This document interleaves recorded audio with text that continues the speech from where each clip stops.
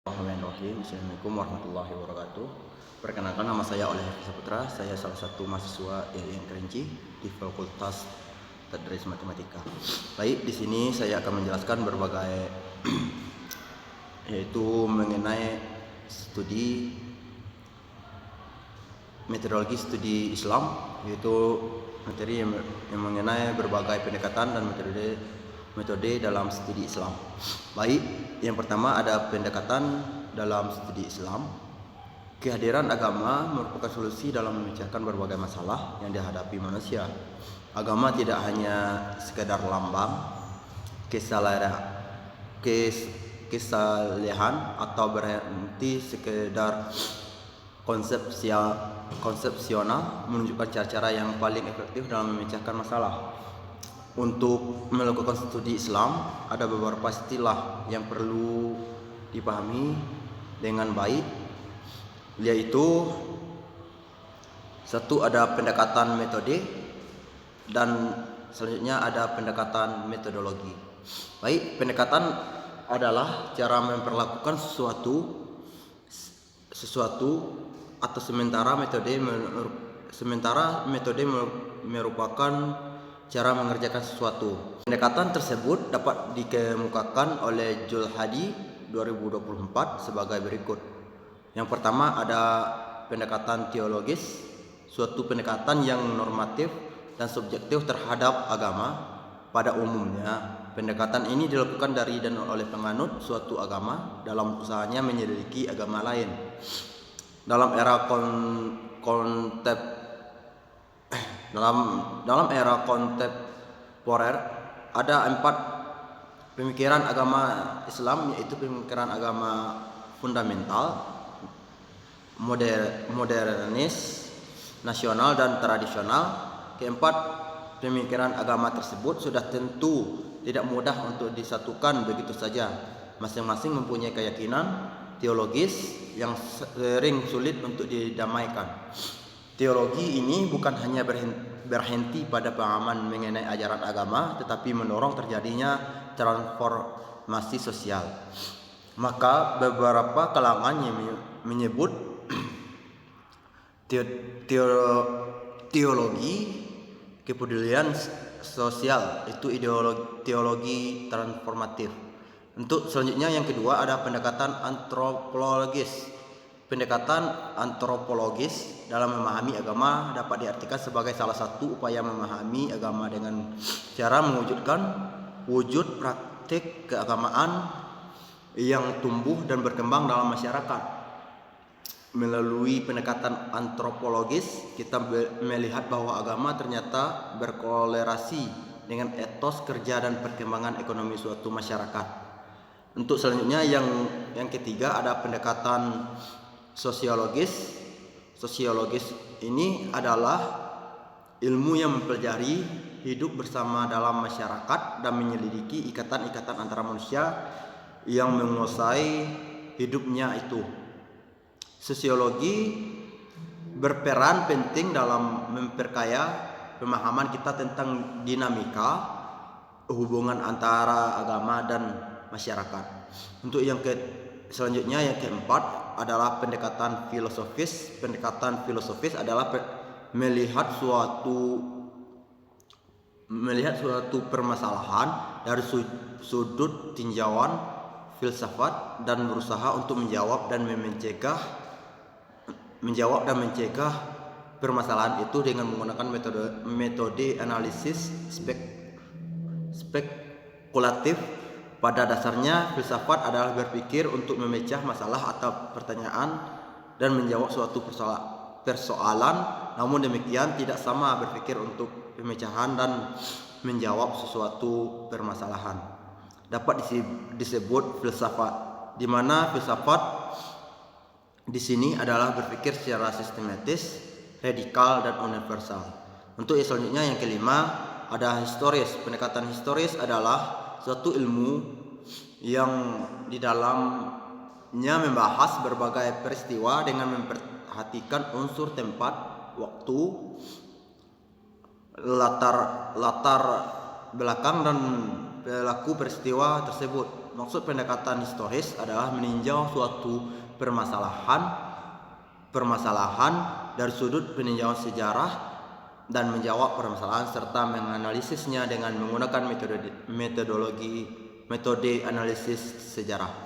Pendekatan sejarah membantu kita memahami lebih dalam akar dan evolusi ajaran agama. Yang selanjutnya yang ke-6 ada pendekatan kebudayaan. Kebudayaan adalah hasil daya cipta manusia dengan menggunakan dan mengerahkan segenap potensi batin dan dimilikinya. Di dalam kebudayaan terdapat pengetahuan, keyakinan, seni dan moral, adat, istiadat dan lain sebagainya.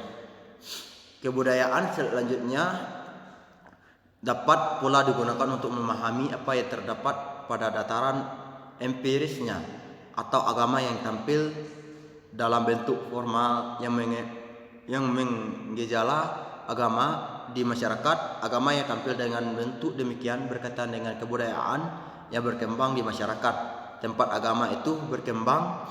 Melalui pemahaman terhadap kebudayaan tersebut, seorang akan dapat mengamalkan ajaran agama.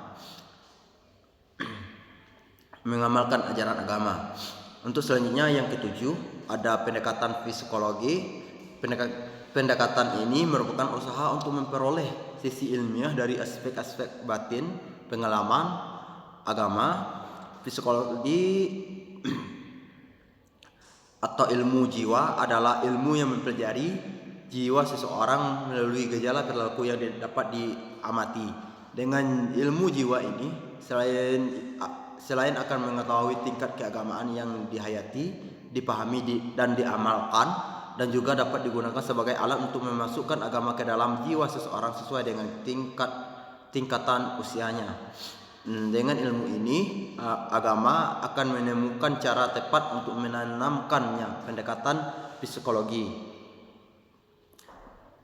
Pendekatan psikologi membantu kita memahami bagaimana pengalaman keagamaan membentuk perilaku dan karakter individu dalam kehidupan sehari-hari.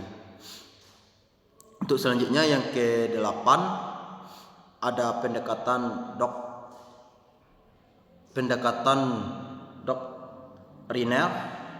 Pendekatan doktriner atau pendekatan studi Islam secara konvensional merupakan pendekatan studi di kalangan umat Islam yang berlangsung adalah bahwa agama Islam sebagai objek studi diyakini sebagai sesuatu yang suci dan merupakan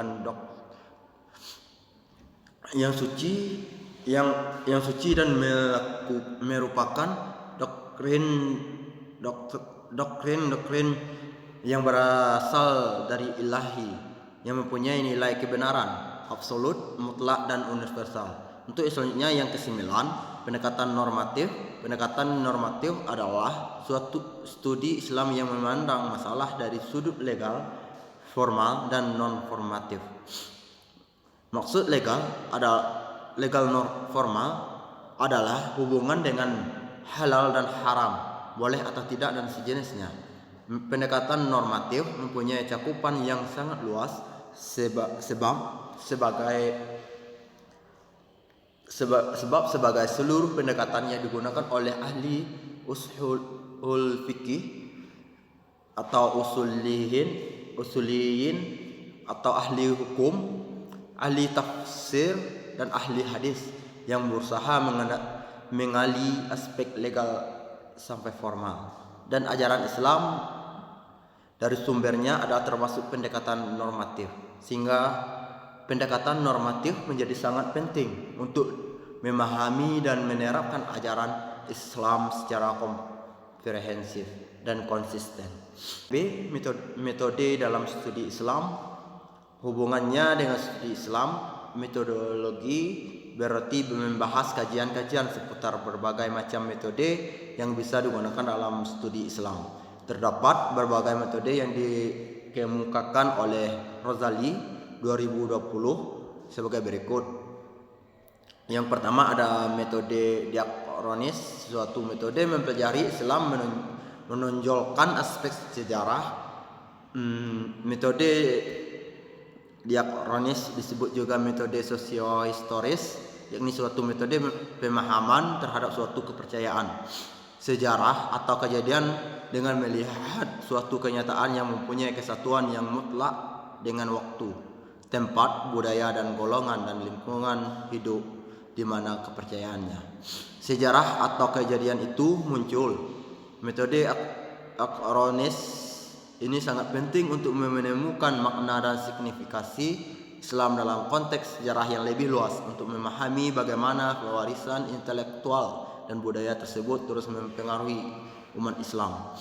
Selanjutnya yaitu metode sinkronis analisis, suatu metode mempelajari Islam yang memberikan kemampuan analisis teoritis yang sangat berguna bagi perkembangan keimanan dan mental intelektual umat Islam. Metode ini tidak semata-mata mengutamakan segi aplikatif praktis, tetapi juga mengutamakan telaah teoritis. Untuk yang selanjutnya ada metode problem solving, metode pembelajaran Islam yang mengajak pemeluknya untuk berlatih menghadapi berbagai masalah dari satu cabang ilmu pengetahuan dengan sosialnya.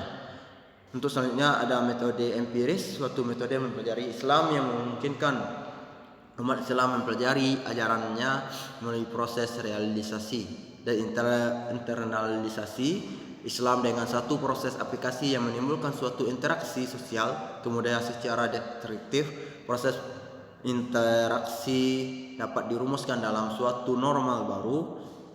Melalui metode ini, umat Islam dapat menciptakan ruang inovasi dan adaptasinya dalam menerapkan ajaran Islam, menjaga keselaraan dengan perkembangan nilai-nilai sosial. Untuk selanjutnya ada metode deduktif, suatu metode memahami Islam dengan cara menyusun kaidah secara logis dan filosofis, dan selanjutnya kaidah itu diaplikasikan untuk menentukan masalah yang dihadapi. Metode ini dipakai untuk sarana mengibatkan syariat dan kaidah itu benar bersifat penentu dalam masalah menghiraukan suatu tindakan dengan paham mazhabnya. Untuk selanjutnya ada metode induktif, suatu metode memahami Islam dengan cara menyusun kaidah hukum untuk diterapkan kepada masalah furu yang disesuaikan dengan mazhabnya terlebih dahulu. Metode pengajian dimulai dari masalah-masalah khusus, dianalisis lalu disusun kaidah hukum dengan catatan setelah terlebih dahulu disesuaikan dengan paham mazhabnya. Mungkin demikian pembahasan saya mengenai berbagai pendekatan dan metode dalam studi Islam. Sekian, terima kasih. Assalamualaikum warahmatullahi wabarakatuh.